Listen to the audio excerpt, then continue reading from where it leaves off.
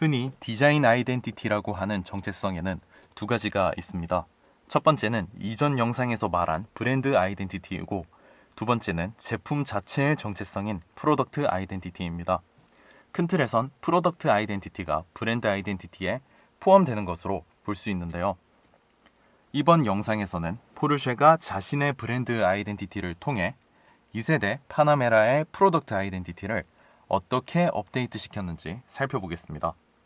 지난 영상에서 말한 1세대 파나메라는 성능에 있어서 이견이 없었지만 그 디자인만큼은 시행착오적 요소가 많이 보였습니다.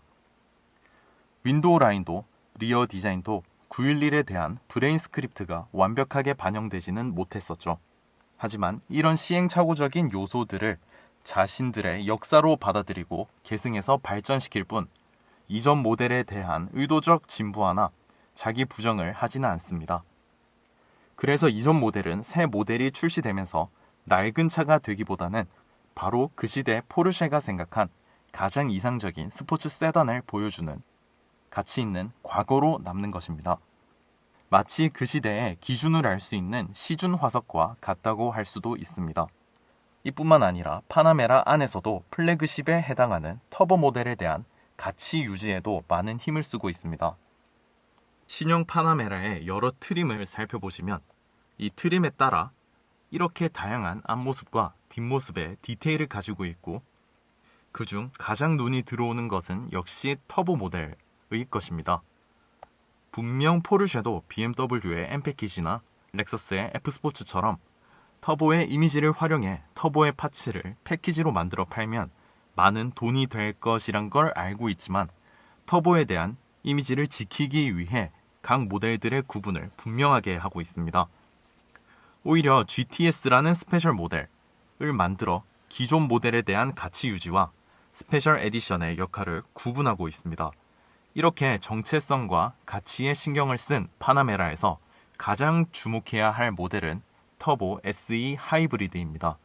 근미래의 스포츠 세단이자 플래그십이 어떤 자세를 가져야 하는지 보여주는 포르쉐식 해답이기 때문인데요. 포르쉐보다 앞서 메르세데스의 S클래스, BMW의 7시리즈, 아우디 A8도 하이브리드를 적용했지만 효율과 성능 둘 사이에 과도기적 인상을 보여주었고, 여전히 각 모델의 플래그십은 12기통의 내연기관이었습니다. 프리우스로 누구보다 하이브리드 이미지로 앞선 도요타의 렉서스마저도 CT, ES는 물론 플래그십인 LS에서도 좋게 말해 효율 위주, 부정적으로 말해 지루한 하이브리드의 느낌이 많이 남아 있습니다. 심지어 도요타는 우수한 하이브리드 르망 머신을 가지고 있는데도 잘 활용하지 못하는 것이 안타깝고, 내연기관 슈퍼카인 LFA를 만들어 놓고도 F 모델을 몇 가지 출시하지도 못한 채 F 스포츠를 파는 모습은 이미지 관리가 더 필요해 보이기도 합니다.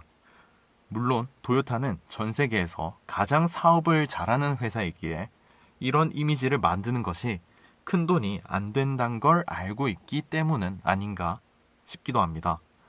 결국 위 4개사 모두의 하이브리드 모델이 힘없는 하이브리드라는 인상을 개선하지 못한 것인데요.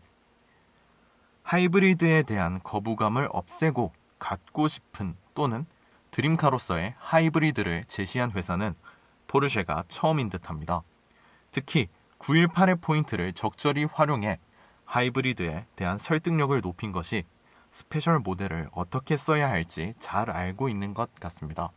그럼 2세대 파나메라의 디자인을 더 자세히 살펴보겠습니다. 신형 파나메라에서 가장 눈여겨봐야 할 곳은 단연코 옆모습입니다. 포르쉐가 말하고 싶어하는 비례, 정체성 등 모든 것이 담겨있기 때문입니다. 우선 브랜드 아이덴티티 측면에서 살펴보겠습니다. 이전 영상에서 언급했듯이 포르쉐는 브랜드의 아이덴티티로 모든 모델의 911에 대한 브레인 스크립트를 활용합니다. 물론 전작에서도 시도했었지만 뒷좌석 헤드룸을 위해 루프라인을 완전히 극적으로 만들지는 못했지만 2세대 파나메라에서는 낮아진 본넷, 극적인 루프라인과 트렁크라인, 그리고 그 안에 윈도우 라인이 직접적으로 911을 연상하게 하고 있습니다. 심지어 사이드 미러도 911의 것을 사용해 파나메라에서 911과 포르쉐의 브랜드 아이덴티티를 아름답게 표현해냈습니다. 전작에서는 이런 연출이 불가능했지만 2세대에선 가능해진 이유는 꾸준히 기술을 발전시킨 덕분입니다. 발전된 기술로 엔진을 더 컴팩트하게 만들고 뒷좌석의 높이를 더 낮추고 지붕을 극적으로 연출했기 때문에 가능한 것인데요.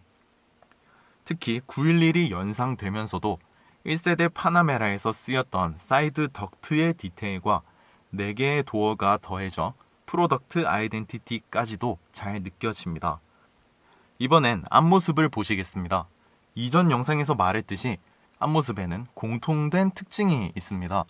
엔진이 뒤에 있는 911의 특성 때문에 전방에 엔진을 식힐 큰 그릴이 필요가 없고 911은 전면 디자인을 그릴 위주로 하지 않아 낮은 본넷과 휠 하우스를 강조할 헤드램프와 휀더의 볼륨으로 하고 있다는 것입니다. 대부분의 회사들이 그릴 위주로 전면을 구성해가는 것과는 큰 차이점입니다. 이는 포르쉐에 한 가지 장점과 한 가지 단점을 줬는데요.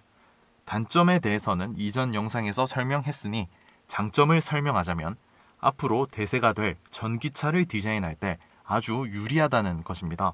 전기차는 엔진을 식힐 전면 그릴이 필요가 없기 때문인데요. 지금의 주류 회사들은 내연기관을 상징했던 그릴을 장식으로라도 활용하고 있지만 전기차 시대에 태어날 세대에겐 저 장식이 얼마나 설득력을 가질지는 모르겠습니다.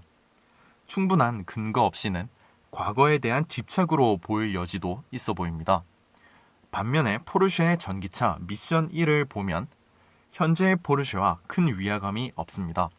애초에 전면에 그릴 대신 썼던 낮은 본넷과 휠 하우스를 강조한 볼륨감은 지금의 프로포션과 함께 전기차에서도 아름답게 유지되고 있습니다. 테슬라의 경우도 처음부터 엔진이 없지만 전면 그릴에 대한 흔적을 남겨두었었는데요.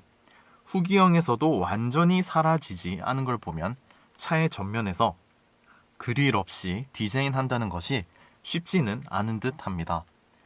그래서인지 그릴 없이 전면을 구성한 1세대 파나메라의 앞모습이 넙대대하고 둔해 보이긴 했습니다. 하지만 2세대는 이를 받아들여 더 컴팩트해진 엔진으로 본넷을 낮추고 넓은 폭을 적절히 나누어 앞모습을 완성하고 있습니다. 특히 앞모습은 무리해서 911을 따르기보다 1세대 모델의 인상을 업데이트하는 방향으로 잡았고 이 분위기가 718 박스터나 카이맨과 닮아 911을 제외한 포르쉐의 모델을 어떻게 통합할지에 대한 아이디어를 유추할 수도 있어서 설득력이 더 높은 것 같습니다. 무엇보다 프론트가 낮아지면서 얻은 장점을 정말 잘 살리고 있는데요.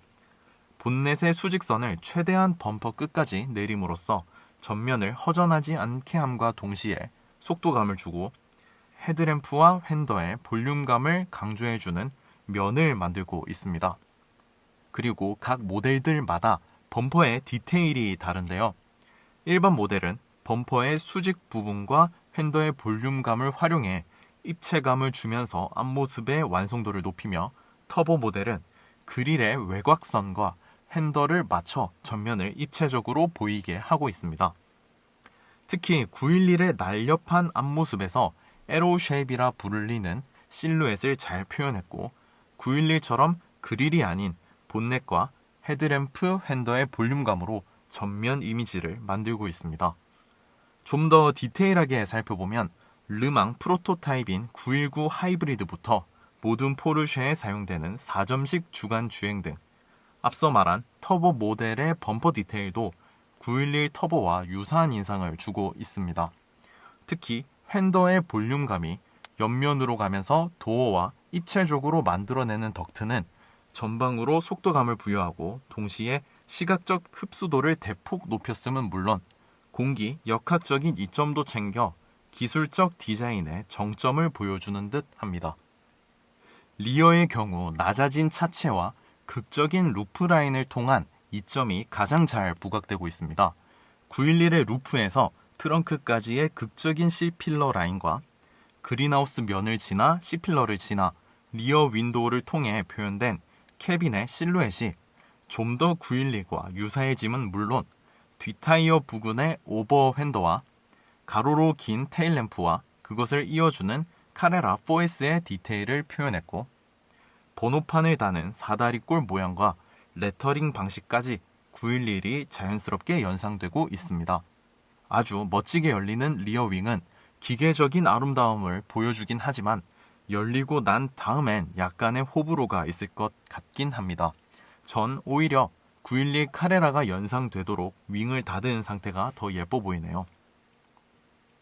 이제 지금까지의 포르쉐 중 가장 큰 폭으로 변한 인테리어를 살펴보겠습니다.